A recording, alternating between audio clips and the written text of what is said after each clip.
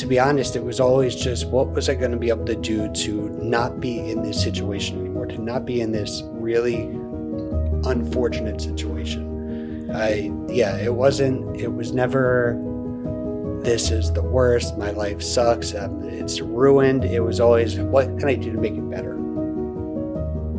I knew that I had a lot ahead of me as long as I would work to improve.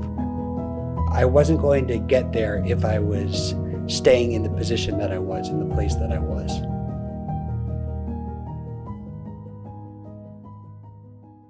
Most of you have probably heard the idea your attitude matters. It's about how you react to a situation once it happens that makes the difference. Do you believe that?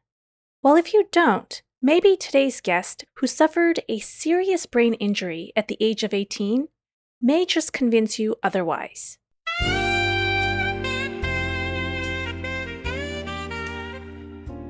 Welcome to episode 9 of the X Perspective podcast. I'm your host, Raj. My listeners, I want you to imagine how you would feel if you got into a terrible car accident. I know it is not a pleasant thought, but bear with me. Now imagine the accident leaves you with a severe brain injury. How would you react and feel? In 2008, American expat Christopher Dittrich got into an accident that left him with a serious brain injury. Fast forward to today, and you find Chris happily chatting with Thai locals in the bustling streets of Bangkok, Thailand. He's graduated from university, traveled to Beijing, China alone, visited the Galapagos Islands, moved to Hong Kong for work, and now resides in Thailand, all while still recovering from a severe brain injury. But what has motivated Chris to keep moving forward with his life after such a traumatic event? Well, it just may have something to do with his attitude towards life. Come with me and let's have a glimpse into how one may live and feel after a brain injury. Just over 16 years ago. I suffered a traumatic brain injury in a car accident. I was driving on my way to lunch in high school, West Windsor, New Jersey, a small little town, and I was unfortunately speeding. The cops told me eventually I was going like 95 to 100 miles per hour trying to beat my friends to lunch. And my car flipped over, lost control, and I ended up hitting my head and not waking up for 3.5 weeks. I spent a month in a coma. You get into this accident and you fall asleep, you get into a coma, and then I believe you also went into a vegetative state after that? Yeah, I went from a coma to a vegetative state. So I spent most of April in a vegetative state. Nothing that I can comprehend or remember. Nothing from that time either, yeah. So when you woke up, that was about 2 months after? It wasn't like one of the wake ups that you see in the soap operas where everyone's crowded around. I open my eyes. Oh, mom, dad. Nothing like that. But the first day that I can grasp is 2 months on May 9th, 2008, because that was the first day I got to visit my home. I got to leave the rehab for the day. And so that's why I can remember it. Can you go into a little bit of detail exactly what happened to your brain? So I suffered an injury to my left temporal lobe and to my right frontal lobe in the repercussion of my brain when it was hitting. And my temporal lobe was responsible for language, learning, memory, for executive functions, things like that. So after my injury, I couldn't remember anything. You know, my parents ended up writing a message on a whiteboard in my room. Chris, you were in a car accident. You are here. Today is this date, because those were the questions that I would be asking them over and over again. Mom, Dad, why am I here? I want to go home. Because I couldn't grasp I had no comprehension of what was actually had happened to me. If you can remember, and I don't expect you to remember, but if you can, the moment you found out your new reality, that you had a brain injury, what was running through your mind? How were you feeling? One, I had no idea what a brain injury was. First of all, it wasn't like a normal injury that I had studied or learned about when I was in school. But I had great neurologists. Well, first my family, my father in particular, but my mom too. They were always with me, so I never was left alone. I wasn't ever ruminating in my thoughts like what's going on. Never. It was always just, Chris, this is what happened to you, and the only way you're going to get better is if you start making moves towards improving. Feel bad, of course, for yourself. We all feel bad for you, but that's not going to make you better. The only thing I learned about neuroplasticity from my neurologist, saying that the way the brain works, you have to work on it to reteach your brain how to do certain functions, do certain things. And that was what I built on right from 2008 all the way to today, amazingly. Yeah. Yeah, and we'll get into more details about that. So, what did the doctors tell you initially about the potential of your recovery? Would it be a full recovery? There was never, no doctor could ever put a cap on my recovery, but anytime I go back to see any of my doctors, they're blown away by how far I've been able to come. I can remember the best answer I have for that when I was still in outpatient therapy. They would bring back success stories, quote unquote success stories, to motivate the people like me who were still working hard to improve.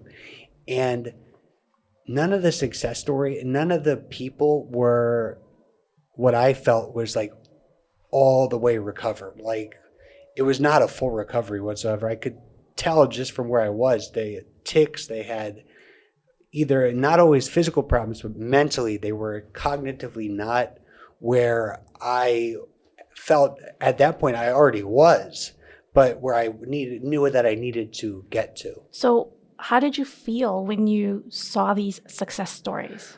I mean, I felt bad, but I just felt like I got to do better than that. It was never something, I never felt like that was the best I could do. Fortunately, I just felt like I've got to push forward. I've got to work harder. Or I've got a lot of people to impress or to keep going. Okay, yeah, I wanted to get into how did you, and this is a very important question, and the audience needs to hear this as well, I believe. How did you summon the courage to deal with your injury? I mean, at the time you were only 18 years old. I was 18. I was severely injured at that point. My brain was still reconnecting. Again, phenomenal family support, phenomenal family and peers. I was popular in my town, in my high school, so there were a lot of people always around asking me how I was doing, things like that. And I had a big future ahead of me. I knew I had already been accepted to a number of different universities. I went to visit a few of the universities that I was thinking of going to, ended up choosing the University of Miami down in Florida, went to a football game there. I mean, so I knew that I had a lot ahead of me as long as I would work to improve. If I wasn't going to get there, if I was staying in the position that I was, in the place that I was. Well, that's a lot of motivation just right there. Would you say that you feared a future if you didn't summon your courage because you could see a future that wasn't going to meet your expectations? Undoubtedly, yes. That I could still be stuck in New Jersey. With my family, again, who were fantastic with their support, but that wasn't what I wanted to do for my entire life. I had a big future that I felt that I had to work hard to achieve. You wanted to do more. Exactly.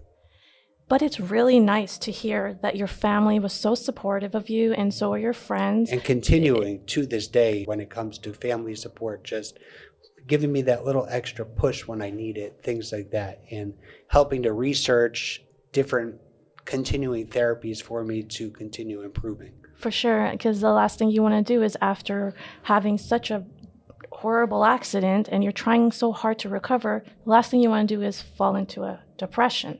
So I did want to ask you, I'm trying to think, wasn't there any part of you who felt a bit sad about what had happened to you? I guess so. Again, looking back, it doesn't feel like that now. I mean, to be honest, it was always just what was I going to be able to do to not be in this situation anymore, to not be in this really unfortunate situation.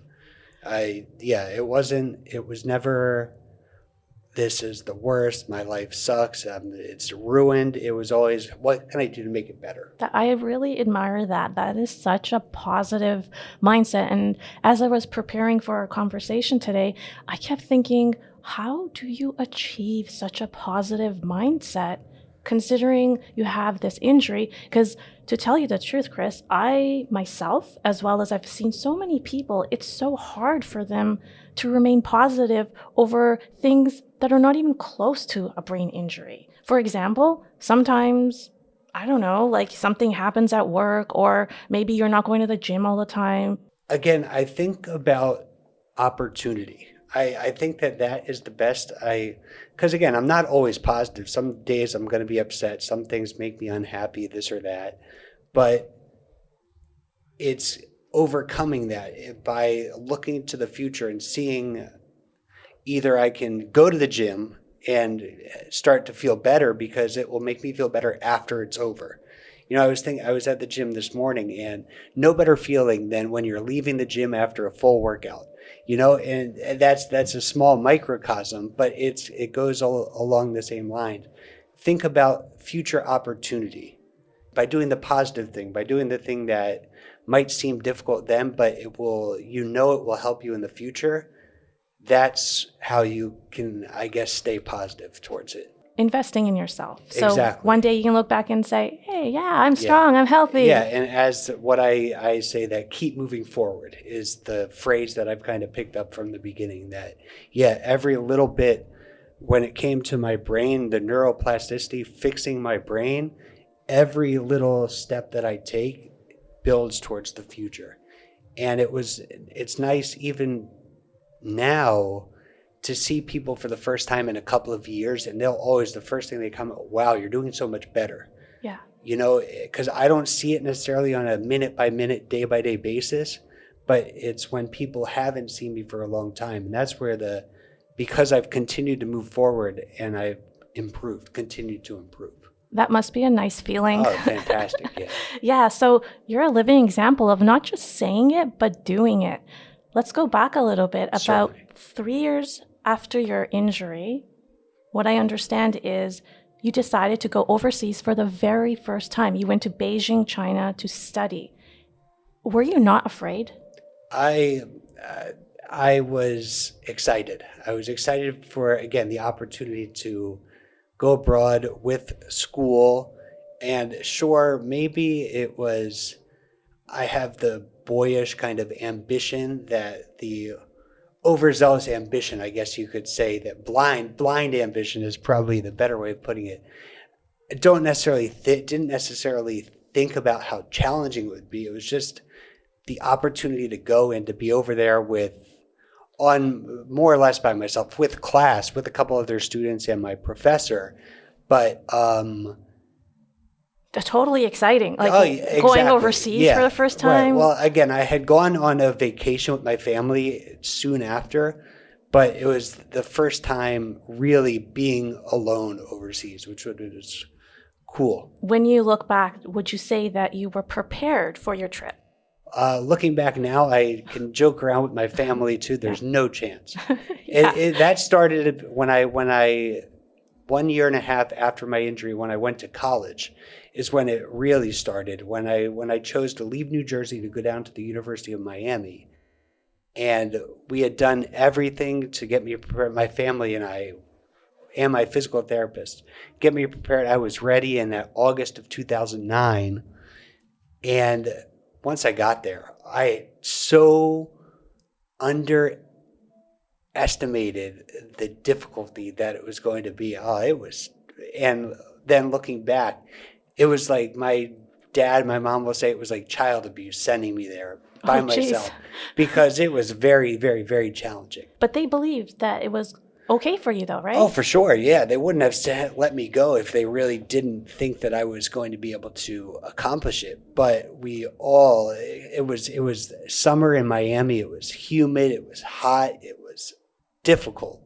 But You did it anyways. You yeah, graduated. yeah, I summoned it. And, if I didn't start then, I would have never been ready. It just continuing with the normal physical therapy would never have been ready to just go off to college or to go off on my own. But because I did it, that's what got me ready. That's what got me able to. Are you ever ready? When do you actually just do things, right? Right. If you keep waiting and waiting, I mean, with some sensibility, but there comes a point where you just have to try as well, right? Exactly. A great point. I was thinking back to like my first couple of days when I moved here to Bangkok, and I was living in the hotel where I was working, and I went to Octave Bar, the rooftop bar at the Marriott on Soy 57, and I was all by myself, looking out at the city like, wow, like this is an incredible place, but all alone. And for the first couple of weeks, it was just by myself doing things. And for that to become what it is now, where I'm engaged to be married to a beautiful Thai woman person, and got friends all over, and I know the entire city like the back of my hand. It's just been a really cool experience. For sure. And it's nothing that you imagined many years ago, right? No, exactly. And it would have not happened, would you say, if you never had the courage to put yourself out there, right? Right. Yeah. Everything that I've been able to accomplish has been working up from the thing that I did before, from that first jump to go to college, to leave the comforts of physical therapy at my family's home in New Jersey when I wasn't in good shape, say, you know what, screw it, I'm moving to Miami. Screw it, I'm going to Beijing. Screw it, let's go to the Galapagos. Let's go to Hong Kong. Let's go live abroad. And that's what made it so simple in January of 2016 when I got the job offered to move to Bangkok without even a thought. Okay, let's do it. We're going to do it. Nice. You were ready. Yeah, might not have been ready, but I knew that I was going to be able to make it work. Because you had the past experience. Exactly, yeah. So at one point, you had told me, and I quote this from our previous conversation, okay, I needed to summon the courage to live life. I realized that if I was not courageous to make an effort, then nothing was ever going to change. And you've touched on that. Yeah. And this seems to be the main principle for you. Yeah, really, it's to exactly that, to live life, to put myself out there. For any of your listeners, I'm nowhere near perfect yet. I've continued to improve, fortunately, but I've got a bit of a limp still. My right arm doesn't work all the way, and I am unique in my personality as well, but I put myself out there, and people are either going to like me or they're not going to like me, but it can't be something that you're concerned about. And fortunately, it's worked well enough that I found somebody that wants to marry me, which is really good. And and then being able to have a number of different friends and different connections in many different countries now around the world. It's just incredible. Yeah. How was your mindset prior to your injury? Do you feel like it's different now?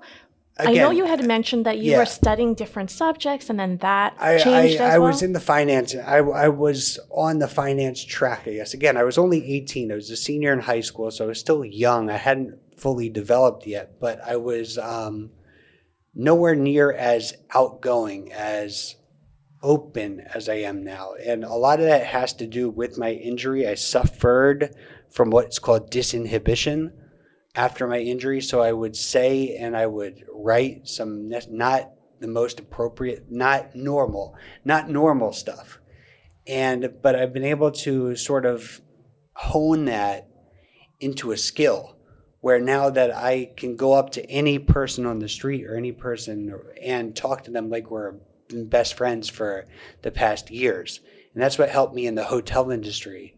For example, in the guest service manager capacity, because I was able to meet people and to make them feel welcome, even though we were both total strangers in different countries and things like that. Yeah. It's an excellent skill set to Oh, have. yeah. It really has worked out to my benefit. There's no doubt. Yeah. I find that when you do traveling, you really need that skill set. Yeah, for sure. Especially when you're by yourself or with your, yeah.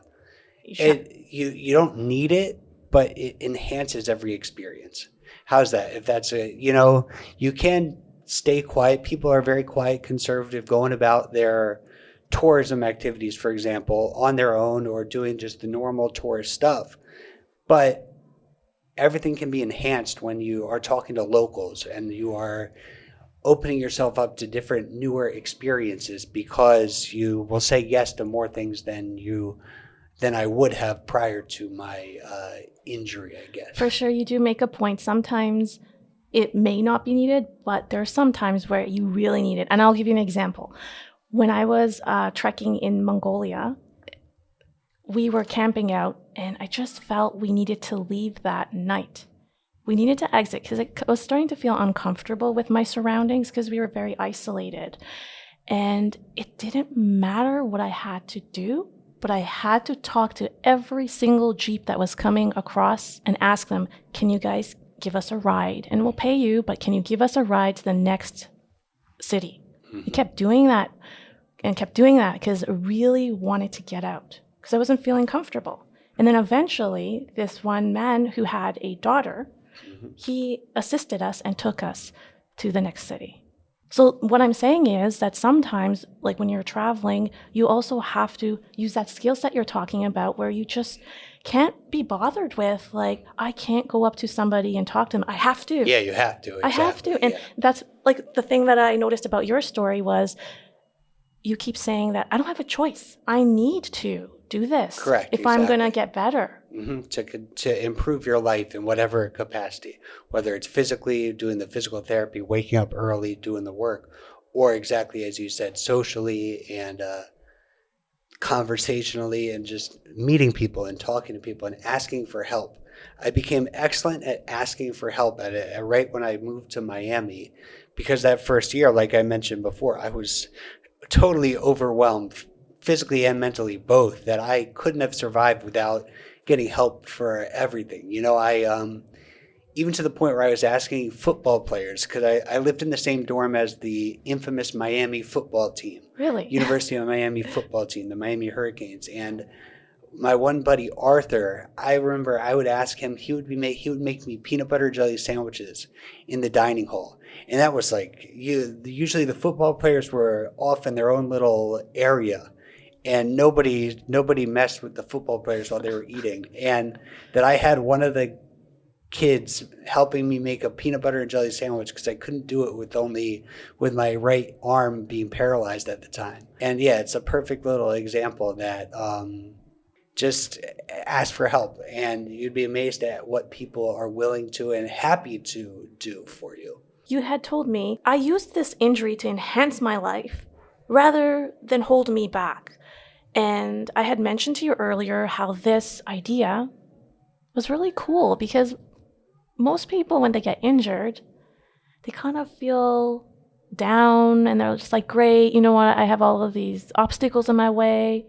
I've been able to use who I am and what I am now to my advantage to make my life better. Okay. Not necessarily better than it would have been, but make it as good as I can now. For example, especially in years prior when I was really still very injured physically, through college and then through grad school, because I couldn't walk well, because I was walking with a limp, it made me a very unintimidating person to approach other people. It gave me the great ability to approach other people and to become good at approaching other people and starting conversation and talking to them, because with my injury, automatically I was put in a position where I was a little weaker, or perceived to be a little bit weaker, so I was not threatening. And it's a little thing, but it made a big difference. Made it very easy for me to go up to any random person and start talking to them, because they were never off guard. They were never put off guard. And that's a simple little example of using my injury to my advantage in becoming better friends or meeting people and asking for help again. For sure. Things like that. Yeah. For sure. Yeah. That's a way to look at it. Exactly. It's not the best because I wasn't physically doing great, but while I was improving, I was still making sure that I could do everything that I could. Yeah, for sure. That's awesome. Chris, why did you want to share your story today? I'm hoping that I can, anybody that's listening to this, if they're in that little rut or they need to overcome a difficult challenge, that I could help to push them over the top, what they need to do to keep living their life, to keep living your life. That, again, people who are listening can't see me, can't see that I'm physically well, but I'm not well to the point where you should be like, if I can do it, if Chris can do it, then you can do it too. Then whoever's listening to this, you can accomplish whatever goal you have to or you want to accomplish, as long as you keep moving forward and you keep working hard towards it. And think about the opportunity in the future. That's what's more important. Now is not as important as what you will get in the future by working hard, continuing to make an effort. What's something you've been thinking about that you want to accomplish? I'm getting married. How is that? How is that? A good answer. Yeah, that. I've been with my fiance Taki for almost 3 years now, but it's the next step. It's no longer only caring about myself and only caring about my physical improvement. It's me caring about my relationship with my spouse, my wife-to-be, and starting to build a family, starting to really build a life with her, which is that's the next step. I've worked so hard. It's been all about Chris for the past 16 years. And now it's time that I can add somebody else into the fold, which is, I think that's a big one to come. Yeah.